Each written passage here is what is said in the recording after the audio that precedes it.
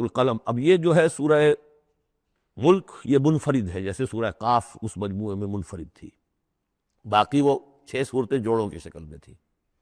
یہاں یہ کہ 3 سب گروپس آئیں گے، ایک منفرد 2 جوڑے. اب یہ جوڑے والی شکل ہے سورۃ القلم، اور پھر دوسری سورۃ الحاقہ. حاقہ میں آپ دیکھیں گے کہ انباء الرسل والی بات زیادہ نمایاں ہوگی، اور اس میں اس طرح کی کوئی بات نہیں.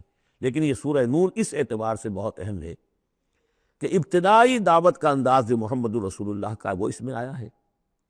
اور ایک خیال یہ بھی رکھیے کہ اس کی پہلی 7 آیات کے بارے میں یہ خیال ہے بہت سے حضرات کا، جن میں میں بھی شامل ہوں، میں ان سے متفق ہوں، کہ یہ دوسری وحی ہے جو حضور پر ہوئی ہے. اس لیے کہ جو پہلا جب آپ نے آ کے بتایا مجھ پر وحی آئی ہے، فرشتہ آیا تھا، تو پہلا تاثر جو لوگوں کا تھا وہ یہی تھا کہ معلوم ہوتا ہے وہ دماغی توازن ٹھیک نہیں رہا. یہاں کہیں کوئی جن آ گیا ہے، آصف آ گیا. وہ جنات سے واقف تھے، فرشتوں سے واقف بھی نہیں تھے. تو کوئی جن ہے، کوئی بدروح ہے، وہ آ کر ان پر سوار ہو گئی. اچھے بھلے آدمی تھے. تو ایک ہمدردانہ انداز میں بھی کہا گیا، اور جو لوگ مخالفین تھے، ہر شخص کے ہوتے ہیں، انہوں نے اس کو ایک دوسرے انداز میں بھی بیان کیا. اس کا حضور پر فوری طور پر جو ہے، دیکھیے ابتدائی طور پر جب تجربہ ہوتا ہے تو اس کا صدمہ بہت شدید ہوتا ہے. یہی جو کل تک میرے قدموں میں اپنی نگاہیں بچھا رہے تھے، آج مجھے دیوانہ کہہ رہے ہیں. یہی لوگ، میں تو ان کی آنکھوں کا تارا تھا. تو صدمہ بھی شدید تھا. اس صدمے میں یہ آیتیں اتری ہیں حضور کی دلجوئی کے لیے. بسم اللہ الرحمن الرحیم، نون والقلم وما یسطرون. یہ آخری اور تیسری صورت ہے جو ایک حرف سے شروع ہوئی ہے، نون سے. سورہ قاف، سورہ صاد ہم پڑھ چکے ہیں. قسم ہے قلم کی اور جو کچھ یہ لکھتے ہیں. یعنی جو بھی انسان کا علمی ذخیرہ آج تک کا ہے وہ اس پر گواہ ہے. کس پر؟ ما انت بنعمت ربک بمجنون، کہ اے محمد آپ اپنے رب کے فضل و کرم سے مجنون نہیں. بھلا مجنون ایسے ہوتے جنہوں نے کہا جک ماری، جنہوں نے کہا حماقت کا ثبوت دیا. ایسی پاک اور صاف زندگی، ایسی طہارت والی زندگی، پاکیزگی والی زندگی، ایسے بلند اخلاق. ما انت بنعمت ربک بمجنون. آپ ان لوگوں کے کہنے کا آپ اتنا اثر نہ لیجیے، آپ اپنے رب کے فضل و کرم سے کوئی مجنون نہیں ہے. وَإِنَّ لَكَ لَأَجْرًا غَيْرَ مَمْنُونٍ، اور یقیناً آپ کے لیے تو وہ اجر ہے کہ جو غیر منقطع ہے، جس کا سلسلہ کبھی ختم ہی نہیں ہوگا. وَإِنَّكَ لَعَلَىٰ خُلُقٍ عَظِيمٍ، اور آپ تو ہے خلق عظیم کے اوپر فائز ہیں. معراج انسانیت پر تو حضور پہلے ہی فائز تھے.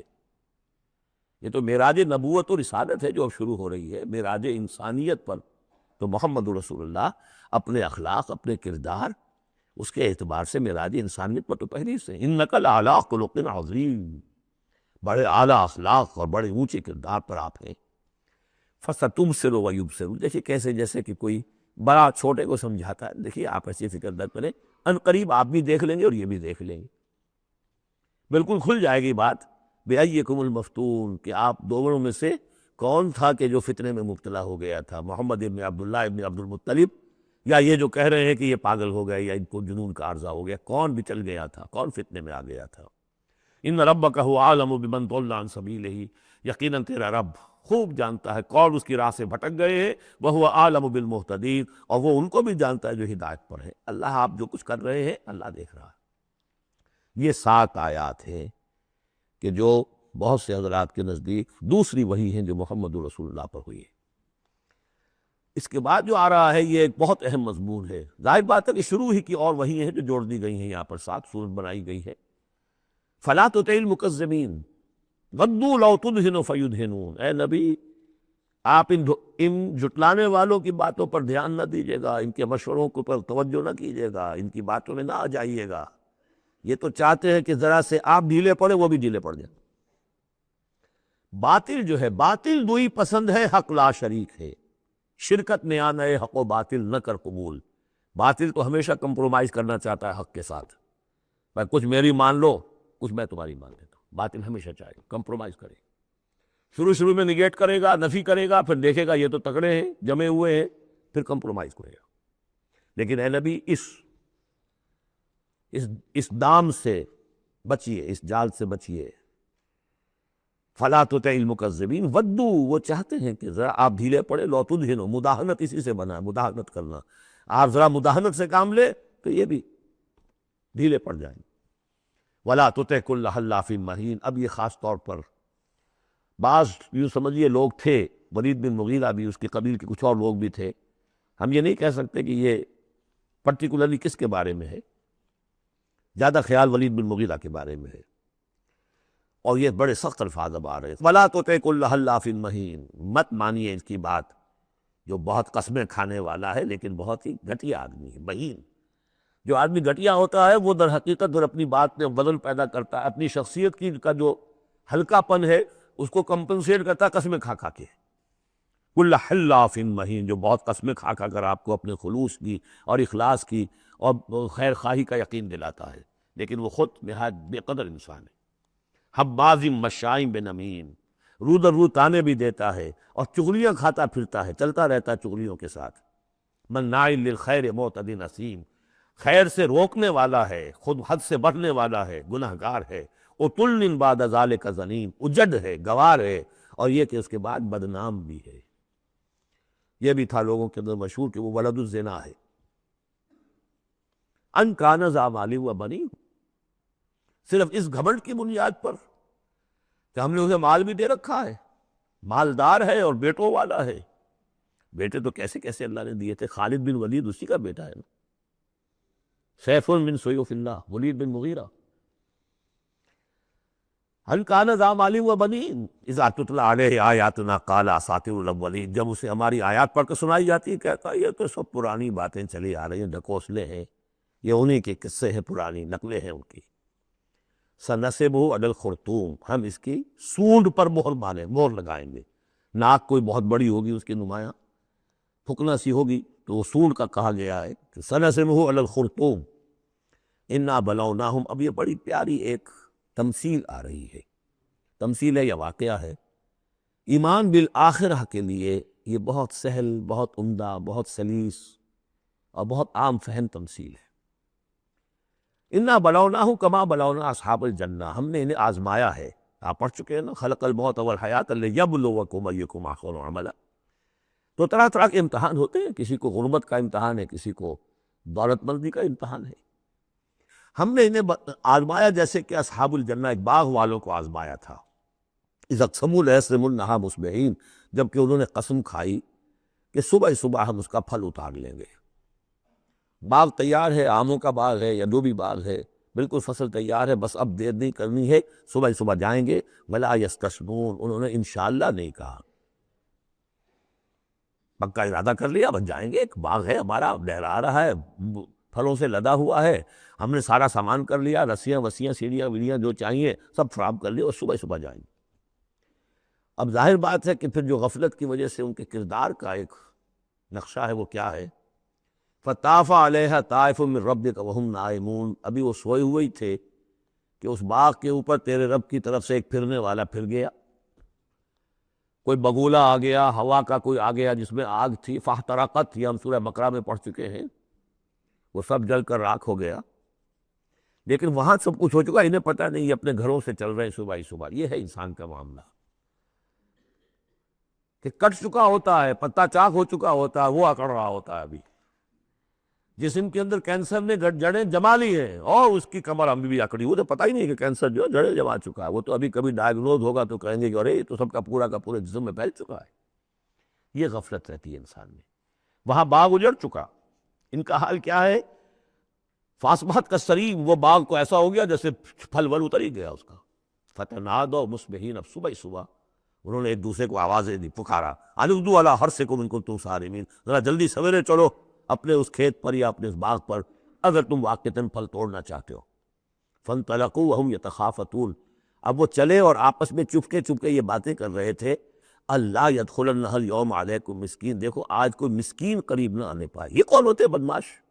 محنت ہم نے کی، باغ کی حفاظت ہم نے کی، ہم نے یہاں پر سارے جو ہیں وہ پاپڑ میلے، اور یہ آ جاتے ہیں کہ صاحب ہمارا بھی کوئی کچھ ہمیں بھی دیجئے، ہمیں بھی دیجئے۔ یہ اب ان کا کردار کی پستی کا معاملہ۔ جب آخرت سے دور ہوں گے تو یہ کردار کی پستی آ جائے گی۔ شاید الصبح اسی لیے گئے کسی کو پتہ ہی نہ چلے۔ لا يدخلن اليوم علیکم مسکین، کوئی مسکین داخل نہ ہونے پائے۔ وغدوا علی حرد قادرین، یہ ہے تصویر لفظی، چلے بڑے کرتے ہوئے گویا کہ پوری طرح قادر ہیں، بس اب جائیں گے اور پھل اتار کے لے آئیں گے لپکتے ہوئے۔ فلما رأوها قالوا انا لضالون، جب دیکھا باغ کو، ہم تو کوئی بھٹک کر آ گئے، کوئی راستہ بھول گئے، کہاں آ گئے، یہ باغ تو ہمارا نہیں ہے، بل نحن محرومون، نہیں نہیں، باغ تو وہی ہے، ہم محروم ہو۔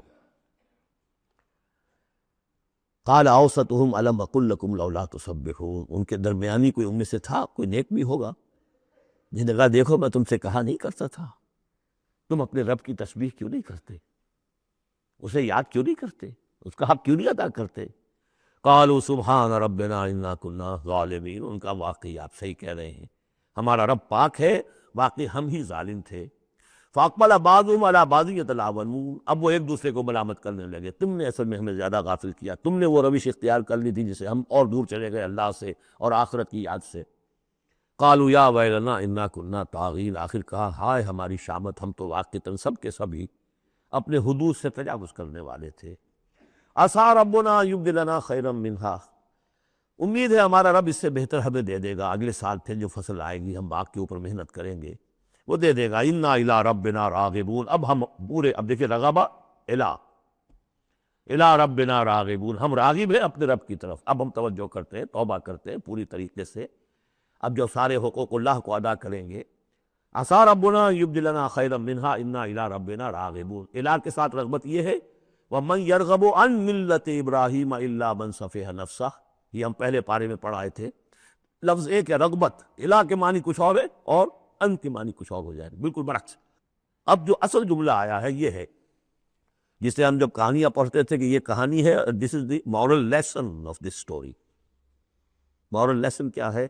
کذالک العذاب ولعذاب الآخرۃ اکبر لو کانوا یعلمون، اس طرح آتا ہے عذاب، اور یہ تو بڑا چھوٹا سا عذاب ہے، دنیا میں محنتیں ضائع ہو گئی ایک سال کی، اگلے سال توقع ہے کہ شاید دوبارہ توبہ کر لو، رجوع کر لو اور اللہ کا بھی حق ادا کرو، اللہ پوری تمہیں فصل دے دے۔ آخرت کے عذاب وہ ہے بہت بڑا، ایک دفعہ جب آنکھ کھلی گل کی تو موسم تھا خزاں کا، اور پھر واپس لوٹنے کا کوئی امکان نہیں، پھر توبہ کی کوئی شکل نہیں۔ کذالک العذاب ولعذاب الآخرۃ اکبر لو کانوا یعلمون، کاش کہ انہیں معلوم ہو۔ ان للمتقین عند ربہم جنات النعیم، اس کے برعکس جو اب متقی بندے ہیں ان کے لیے ان کے رب کے پاس نعمت والے باغات ہیں۔ افنجعل المسلمین کالمجرمین، کیا ہم اپنے فرما برداروں کو مجرموں کے برابر کر دیں گے؟ یعنی اگر باس بادل موت نہیں ہے تو پھر تو مجرم اور مسلم برابر ہوگا۔ ایک نظم شاید آپ نے بھی پڑھی ہو، ڈیتھس دی لیولر، موت تو آ کر سب کو برابر کر دیتی ہے، چاہے کوئی محل میں رہتا تھا بہت اور وہ بڑے گدیلے نرم مخملی اور خاک و چٹائی کے اوپر یا ننگی زمین کے اوپر کہیں سوتا تھا اینٹ اپنے سر کے نیچے رکھ کر، موت کے بعد تو سب کا ایک ہی حشر ہے، ڈیتھ دی لیولر۔ لیکن ڈیتھ دی لیولر اگر اخلاقی لیول پر بھی ہو تو بڑا ظلم ہے۔ افنجعل المسلمین کالمجرمین ما لکم کیف تحکمون، تمہیں کیا ہو گیا، تمہاری بت ماری گئی ہے، کیسا حکم دے رہے ہو، کیسی رائے بنا رہے ہو؟ دنیا میں کوئی حکومت ہوتی ہے جو اپنے باغیوں کو اور وفاداروں کو برابر رکھے؟ افنجعل المسلمین کالمجرمین ما لکم کیف تحکمون ام لکم کتاب فیہ تدرسون، کیا تمہارے پاس کوئی کتاب ہے جس میں تم نے پڑھا ہو کہ کوئی آخرت و آخرت نہیں ہے؟ ان لکم فیہ لما تخیرون، کہ تمہیں آخرت میں وہ سب کچھ مل جائے گا جو تم پسند کرو گے۔ ام لکم ایمان علینا بالغہ، کیا تم نے ہم سے کوئی قسم لے رکھی ہے جو ہمارے اوپر پوری اترنے والی ہو الی یوم القیامہ، قیامت کے دن تک؟ ان لکم لما تحکمون، کہ تمہیں وہ سب کچھ مل جائے گا جو تم چاہو گے۔ سلہم ایہم بذالک زعیم، اے نبی ذرا ان سے پوچھئے کہ کون ہے کہ جو اس کی کا ذمہ لیتا ہو۔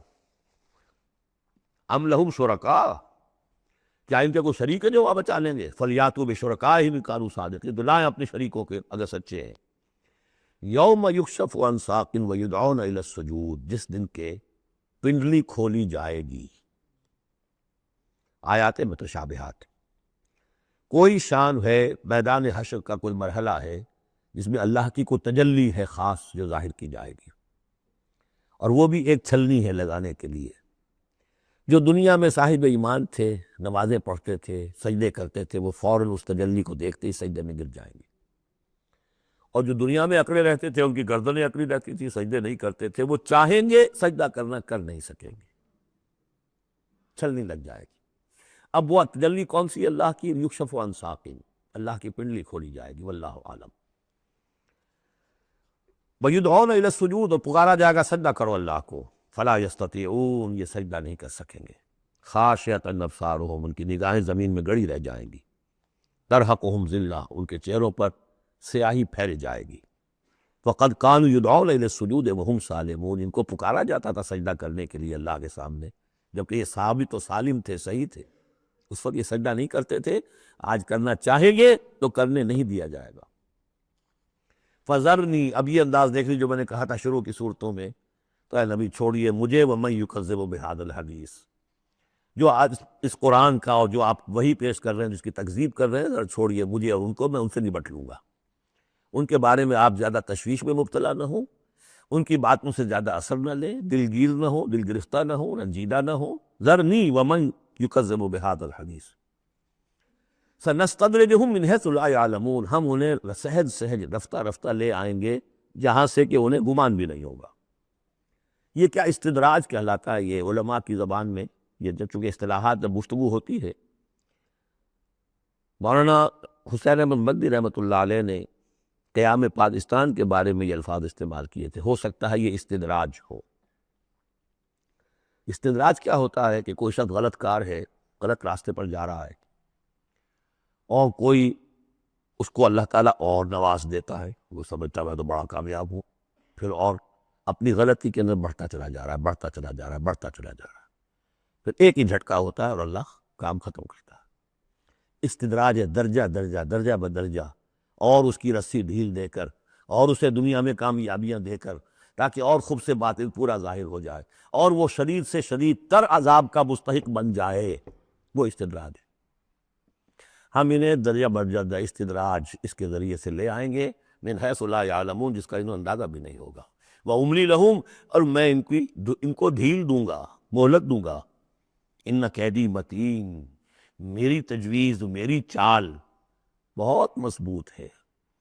جیسے میں نے بارہا مثال دی ہے کہ اگر مچھلی کے حلق میں کانٹا پھنس گیا تو اب وہ شکاری ڈھیل دے رہا ہے، جائے گی کہاں، کانٹا تو لگا ہوا ہے۔ اسی طریقے سے املی لہم ان قیدی متین، اس کو میں چونکہ کہہ بیٹھا ہوں، اس کو تو میں اجالہ بیان کر دوں آپ سے کہ اصل میں 1946 میں مولانا مدنی رحمۃ اللہ علیہ چونکہ رمضان مبارک ہمیشہ کرتے تھے سلہٹ میں، سن 46 کے رمضان میں انہوں نے کہہ دیا تھا کہ ملأ اعلیٰ میں پاکستان کے قیام کا فیصلہ ہو چکا ہے، اس لیے کہ وہ ہم لیلۃ القدر کے اندر فیہا یفرق کل امر حکیم، تمام معاملات طے ہو جاتے، ایک سال پہلے طے ہو چکا ہے، اگلی سال کے لیلۃ القدر میں پاکستان قائم ہو گیا۔ لیکن ظاہر بات ہے کہ مولانا مدنی قیادت پاکستان کے مخالف تھے، تو اب ان کے کچھ عقیدت مندوں نے کہا کہ اگر یہ بات ملأ اعلیٰ کا یہ فیصلہ اگر آپ پر منکشف ہو گیا ہے، کشف ہو گیا ہے آپ کو، تو ہم کیا کر رہے ہیں، ہم پھر مخالفت کیوں کر رہے ہیں؟ تو انہوں نے جواب میں یہ کہا تھا کہ یہ معاملہ ہے تکوینی، اللہ نے جو فیصلہ کیا کیوں کیا ہے یہ ہم نہیں جانتے، ہمیں دیکھنا ہے دنیا میں اپنے معاملات کو اپنی عقل سے کام لے کر، ان السمع والبصر والفؤاد کل اولئک کان عنہ مسئولا، ہمیں یہ دیکھنا ہے کہ مسلمانان ہند کے لیے کون سی تجویز بہتر ہے، صحیح تر ہے، اور ہمیں اس پر عمل کرنا ہے۔ تکوینی معاملہ ہے، ہو سکتا استدراج ہو کہ مسلمانوں میں سے کچھ لوگوں نے جو غلط روش اختیار کی ہے، اللہ اور ڈھیل دے کر ان کے لیے کوئی بڑا عذاب لانے والا ہو، اور واقعہ یہ ہے کہ ایک بڑا عذاب ہم پر سن 71 میں آ گیا تھا، لیکن کچھ پتہ نہیں دوسرا عذاب افسر پر آیا کھڑا ہو، لیکن اس کا سبب میرے نزدیک قیام پاکستان نہیں ہے، بلکہ اس کے بعد کا جو ہم نے طرز عمل اختیار کیا وہ ہے۔ تو یہ استدراج کے حوالے سے میں نے یہ وضاحت کر دی۔ ام تصدہم اجرا فہم من مغرم مثقلون، یہ سورہ طور میں یہ آیتیں جو کہ تو آ چکی ہیں۔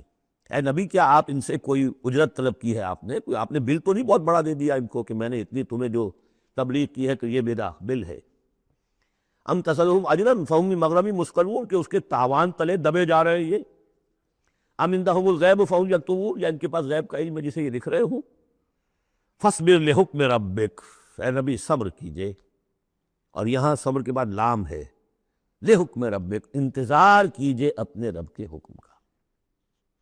اور یہاں نوٹ کر لیجئے آگے آ رہا ہے حضرت یونس علیہ السلام کا معاملہ، ان سے بس یہی خطا ہوئی تھی کہ اپنی قوم کے کفر اور مخالفت اور عناد سے غصے میں بھر کر، حمیت حق کا غصہ تھا، غیرت حق کا غصہ تھا، اللہ سے کوئی غصہ نہیں تھا معاذ اللہ. یہ کچھ مترجمین ادھر چلے گئے اللہ سے ناراض ہو کر ذهب مغاضبا معاذ اللہ معاذ اللہ معاذ اللہ. ان کی بد کرداری اور ان کی مخالفت سے بد دل ہو کر غصے میں بھر کر چلے گئے، انتظار نہیں کیا اللہ کے حکم کا. فاصبر لحکم ربک، اپنے رب کے حکم کا انتظار کیجیے. ولا تکن کصاحب الحوت، اور دیکھیے آپ اس مچھلی والے کی طرح نہ ہو جائیے گا. اذ نادا وہو مکظوم، جبکہ اس نے پکارا جبکہ وہ اپنے غم کو اپنے اندر ہی اندر پی رہا تھا، صدمے کو. اور جبکہ وہ اس مچھلی کے پیٹ میں لا الہ الا انت سبحانک انی کنت من الظالمین، میں نے ظلم کیا، میں زیادتی پر ہوں.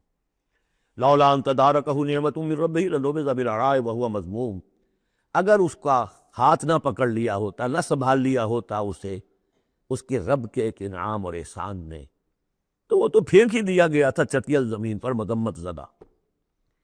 اس کو میں چاہتا تھا کہ آپ کو بتا دوں کہ اصل میں یہ علاقہ جو ہے بال بک کا علاقہ، اور وہ اس سے اوپر جو یہ عراق اور جو شمالی علاقہ ہے وہاں کہیں نینوا کا شہر ہے، وہاں یہ تھے. اور آج کل جو دریائے فرات کا معاملہ ہے وہ تو چھوٹی ندیاں رہ گئی ہیں، اس وقت ہو سکتا ہے کہ وہ بہت بڑے دریا ہوں. اور وہاں سے وہ کشتی میں سوار ہو کر کہیں جا رہے تھے کہ کسی ویل مچھلی نے انہیں نگل لیا.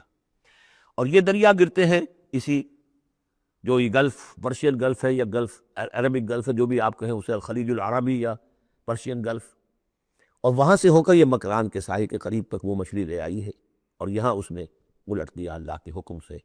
تو وہ جو میں بتا چکا ہوں آپ کو احمد الدین مارہروی کے حوالے سے کہ یقطین کا درخت اللہ نے وہاں اگا دیا، وہ سارا کام وہ نعمت ہے. لولا ان تدارکہ نعمت من ربہ لنبذ بالعراء وہو مذموم فاجتباہ ربہ فجعلہ من الصالحین، تو اس کے رب نے پھر اس کو نواز دیا، پسند کر لیا، اور اسے پھر صالحین میں سے کر دیا. وہی یکاد الذین کفروا، یہاں پر یہ نوٹ کر لیجئے کہ یونس ابن متی یہ جو ہے ان کے بارے میں حضور نے فرمایا مجھے ان پر بھی فضیلت مت دو، اور ہم جو ہے وہ سارا جو ہے زور اس پر صرف کر دیتے ہیں وہ افضل ہے، لیکن حاجت مشاطہ نہیں، صورت دل آرام را ان کی کوئی ضرورت نہیں ہے. دنیا جانتی ہے، آج پوری دنیا مان رہی ہے. اگر مائیکل ہارٹ کہہ رہا ہے on top of the list a selection and gradation of the 100 most influential personalities of the world, human history, and putting Muhammad on top, تو جادو وہ جو سر چل کر بولے گا سب بولے گا. یکاد الذین کفروا لیزلقونک بابصارہم لما سمعوا الذکر ویقولون انہ لمجنون. یہ سورت کا ابتدائی اور سورت کی انتہا یہاں پہ آ کر جڑ گئی ہے. اور یہ بھی سمجھ میں آ گیا نون سے کیوں شروع ہوا. یہ نون کہتے ہیں مچھلی کو، ظنون اذ ذہب مغاضبا، مچھلی ہی کا معاملہ، حضرت مچھلی والے کی بات پر صورت ختم ہو رہی ہے. اور یہ لوگ تو تلے ہوئے اس پر اے نبی صلی اللہ علیہ وسلم لیزلقونک بابصارہم، کہ آپ کو وہ پھسلا دیں گے، آپ کے قدموں میں تزلزل پیدا کر دیں گے اپنی نگاہوں سے گھور کر. لما سمعوا الذکر، جب یہ سنتے ہیں، جب آپ اللہ کا کلام انہیں سناتے ہیں تو ایسے گھورتے ہیں. اور یہ بھی آتا ہے کہ اس کے لیے باقاعدہ انہوں نے یہ عاملین جو ہوتے ہیں جو اپنی وہ جو قوت ارادی کو مجتمع کر لیتے ہیں اپنی آنکھوں میں، بس کرتے ہیں، اس کی ایکسرسائزز ہیں کہ پھر وہ کسی کو دیکھتے ہیں تو وہ آنکھوں کی تاب نہیں لا سکتا، ان کے کوئی شخص آنکھیں چار نہیں کر سکتا ان سے. تو ان کو بھی بلا کر جو ہے باقاعدہ حضور کے اوپر ان کی یہ جو ہے وہ کوشش کی گئی کہ اسی کے ذریعے سے حضور، اصل بات تو یہ تھی کہ حضور کی جو قوت ارادی ہے اسے کسی طرح کل کر دیا جائے کہ وہ چھوڑ بیٹھے اس کام کو. بس اس کے لیے سارے حربے انہوں نے آزمائے. وہی یکاد الذین کفروا لیزلقونک بابصارہم لما سمعوا الذکر ویقولون انہ لمجنون وما هو الا ذکر للعالمین. اور نہیں ہے وہ، ہوا قرآن کے لیے بھی اور حضور کے لیے بھی یہ تو ایک نصیحت ہے، یاد دہانی ہے. حضور اپنی ذات میں بھی تو یاد دہانی ہے، اپنی ذات میں قرآن مجسم ہے. جیسے کہ ام المؤمنین حضرت عائشہ صدیقہ رضی اللہ تعالیٰ عنہ نے فرمایا کان خلق القرآن،